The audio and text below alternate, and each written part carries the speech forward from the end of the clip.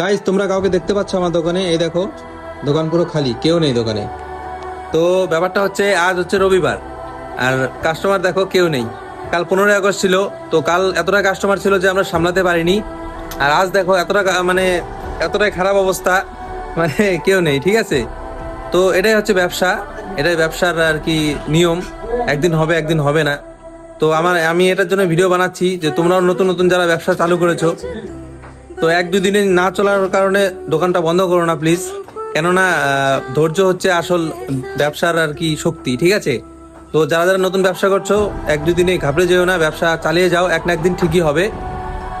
যেমনটা আমার হয়েছে, আমারও আগে সেরকম চলতো না, এখন মোটামুটি যাই হোক, তোমাদের আশীর্বাদে তোমাদের ভালোবাসায় ভালোই চলে এখন। 1-2 দিন নাই হতে পারে, তো এটার জন্যই ভিডিওটা বানানো। তো গাইস, আমার কথাগুলো যদি তোমাদের ভালো লাগে থাকে তাহলে অবশ্যই ভিডিওটা লাইক করে দিও আর শেয়ার করে দিও তোমাদের সেই বন্ধুর সাথে যারা নতুন নতুন ব্যবসা শুরু করেছে। তো তোমরা সবাই ভালো থাকো, আবার দেখা হচ্ছে অন্য কোনো ভিডিওর সাথে। গুড নাইট সবাইকে।